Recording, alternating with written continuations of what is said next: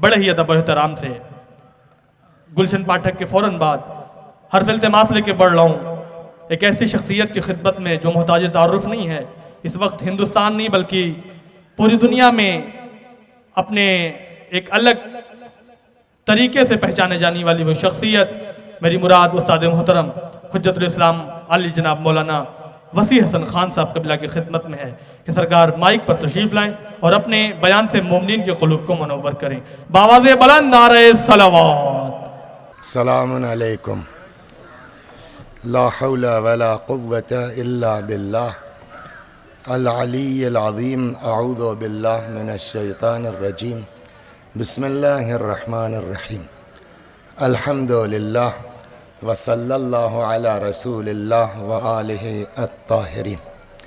اما بعد فقد قال رسول اللہ صلی اللہ علیہ وآلہ وسلم حب علی عبادہ وافضل العبادہ. ذکر علی عبادہ وافضل العبادہ. النظر الى وجہ علی عبادہ. علی خیر البشر من شک فقد کفر. ایک لفظ بولا جاتا ہے ہمارے یہاں توفیق اجباری، کہ نیت نہ ہو، آپ چاہتے نہ ہو، پھر بھی اللہ آپ کو نیکی کی توفیق دے دیتا ہے. ہاں، ہمارے ساتھ اس وقت یہی ہوا ہے. میں اس بزم کا اس سال حصہ نہیں تھا اور ادھر سے گزر رہا تھا، تو ایک جو ہے وہ پرانے طالب علم تھے جو میرے ساتھ تھے. میں نے ان کو فون کیا، بھیا گاڑی میں جگہ ہو تو اتارتے جائیں، لکھنؤ جا رہے ہیں.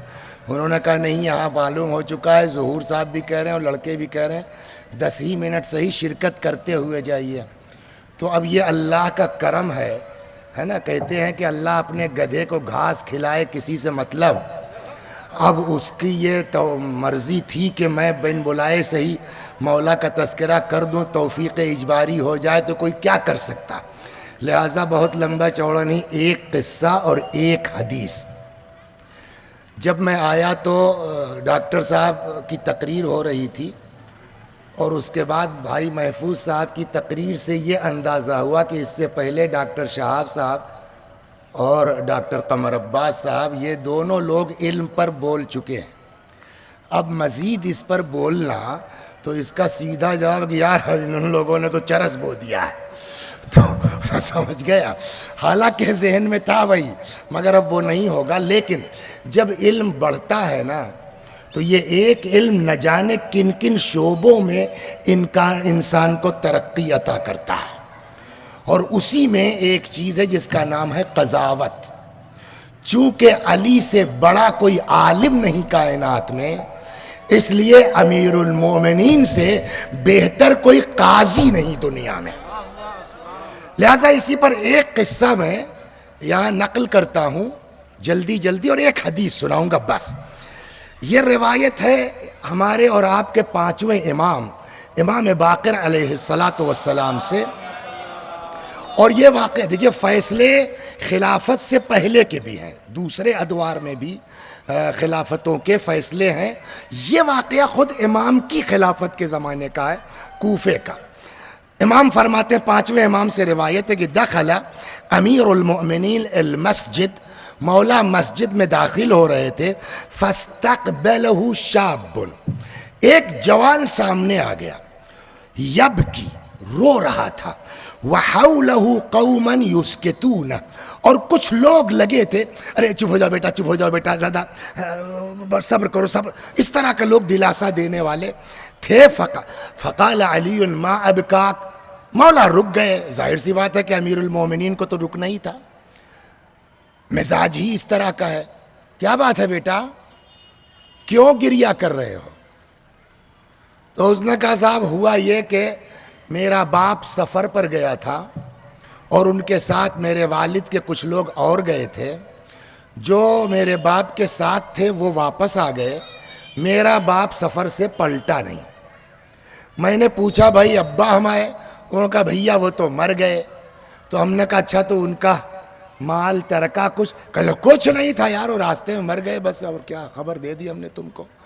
تو اب ہماری سمجھ میں یہ بات نہیں آ رہی تھی کہ ایسا کیسے ہوگا. تو ابھی اس وقت تک جو ہے وہ شریح قاضی تھا. تو صاحب میں گیا شریح کے پاس. شریح صاحب نے جو ہے وہ میری بات سنی, ان لوگوں کو قسم دلائی, ان لوگوں نے قسم دے دی کہ نہیں صاحب کچھ نہیں, مال وال ہے, وہ مر گیا, اور ان کے حق میں فیصلہ کر دیا. اب میں کہاں جاؤں صاحب, یتیم آدمی, میرے باپ کا کچھ پتہ نہیں. حضرت نے کہا اچھا واپس چلو, پبلک سے لے کے چلو ان سبوں کو شریح کے پاس, میں بھی آ رہا ہوں. مولا پہنچے, اور جو جملہ ہے اپنے لفظ میں کہوں, دیکھیے کچھ تو ہوتا ہے قانون. قانون تو یہ ہے کہ ٹھیک ہے صاحب, جو مدعی کہہ رہا ہے وہ دلیل دے, جو منکر ہے وہ قسم کا, یہ قانون ہو گیا. لیکن ہر جگہ قانون تھوڑی ہوگا. کچھ قاضی کو اپنی ذہانت کا بھی استعمال ایسے مسائل میں کرنا چاہیے. صلوات بر محمد و آل.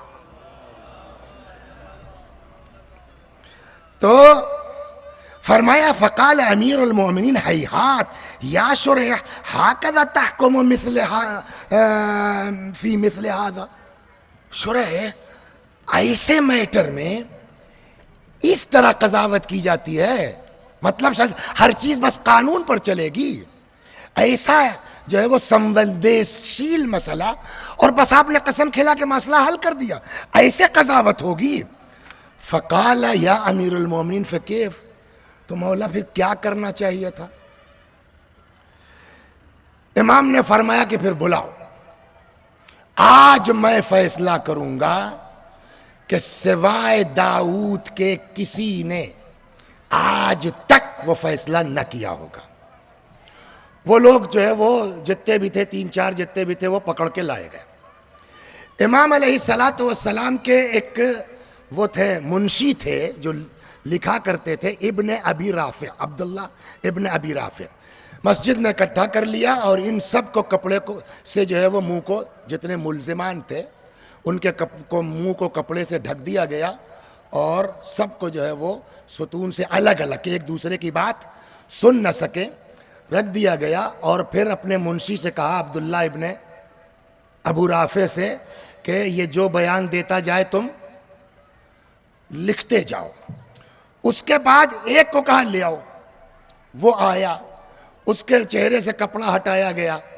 پہلے تو حضرت نے کہا کہ تم لوگ کیا سمجھتے ہو, جو حرکت تم نے راستے میں اس کے ساتھ کی ہے وہ مجھ کو پتہ نہیں ہے. صلوات بر محمد و آل محمد.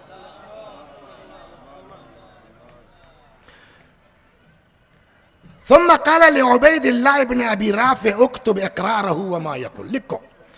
ثم اقبل علیہ بالسوال, امام نے پھر سوالات شروع کیا, 5 منٹ. فی ای یوم خرجتم من منازلکم, بتائیے کس دن نکلے تھے آپ لوگ یہاں سے. وابو ھذا الفتى معکم, اس لڑکے کا جوان تمہارے ساتھ تھا. فقال الرجل ہاں صاحب, فلاں دن نکلے تھے.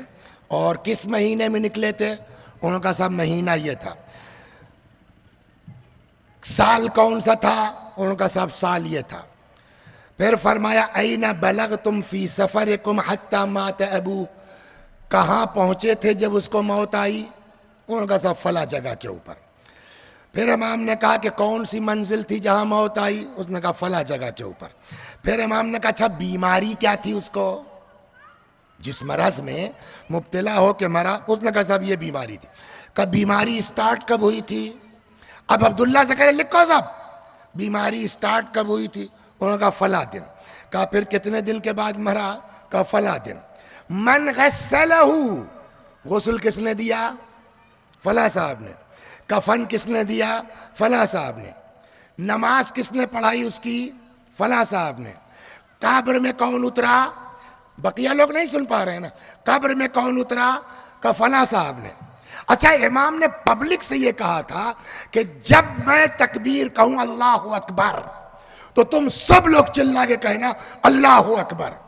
جب یہاں اقرار لے چکے تو فکبر امیر المومنین, مولا نے تکبیر کہی اللہ اکبر, پبلک بھی چیخی اللہ اکبر. وہ جو بقیہ وہاں بندھے تھے ان کا وہ لگتا ہے راز کھل گیا. صلوات بر محمد. ہر جگہ قانون چلے گا. وکبر الناس جمیعا فارتاب اولئک الباقون، بقیہ کی حالت خراب ہو گئی. ولم یشکوا ان صاحبهم قد اقر علیہم وعلان، انہوں کا وہ لگتا ہے وہ ٹوٹ گیا، اس نے جو ہے وہ پوری بات اگل دی. اس کے بعد امام نے کہا اب اس کا جو ہے وہ پھر جو ہے وہ چہرہ ڈھک دو اور لے جاؤ اس کو جیل میں بند کرو. اب دوسرا بلایا گیا، فاجلسہ بین یدیہ وکشف عن وجہہ، پھر امام کے سامنے اس کو رکھا گیا اور چہرے سے نقاب ہٹائی گئی. کہا فرمائیے تم لوگ کیا سمجھ رہے تھے، مجھ کو کچھ پتہ ہی نہیں ہے، میں ایسے ہی آ گیا ہوں، بولو. انی لا اعلم بنا، فقال یا امیر المومنین، بھائی 1 منٹ نہیں لگا ٹوٹتے اس کو. کہنے لگا انا الا واحد، مولا مجھ سے کوئی مطلب نہیں، میں بھی تو پورے اس کا ایک حصہ تھا، میرے سے کوئی مطلب نہیں ہے صاحب، سب لوگ کر رہے تھے تو میں بھی اس میں شامل ہو گیا. وَلَقَدْ كُنْتُ كَارِهًا، مولا میں اس کا مرڈر چاہ نہیں رہا تھا، ہو گیا کام نا. ثم دعا بواحد بعد واحد، اب ایک جو اقرار کر لیا تو اب جتنے آ رہے ہیں سب نے اقرار کر لیا بالقتل واخذ المال، کہ صاحب اس کا مرڈر کیا ہم لوگوں نے، مرڈر کر کے اس کا مال ہڑپ کر لیا ہے. پھر امام نے کہا سب واپس کیجئے ان کی. اس کے بعد اب یہ جب فیصلہ ہو گیا، قتل کا اقرار ہو گیا، امام نے فیصلہ کر دیا، مال واپس کرا دیا. تو شریح نے کہا جو قاضی تھا کہ وہ آپ نے فرمایا تھا مولا کہ میں ایسا فیصلہ کروں گا کہ آج تک کسی نے سوائے داؤد کے فیصلہ نہیں کیا ہوگا، وہ کیس کیا ہے؟ 1 منٹ میں. تو امام نے کہا کہ ایک دن داؤد جو ہے جا رہے تھے، لڑکے کچھ کھیل رہے تھے، تو ایک لڑکا تھا جس کا نام تھا معتدین. یہ آج کل نام ہوتا معتدین بھی ہوتا ہے ہمارے یہاں، وہ والا نہیں، اس میں الف لام نہیں ہے، ہو سکتا ہے اسی وجہ سے یہ معتدین نام پڑھنے لگا ہوا، پتہ نہیں، لیکن اس کا نام تھا بچے کا معتدین، الدین.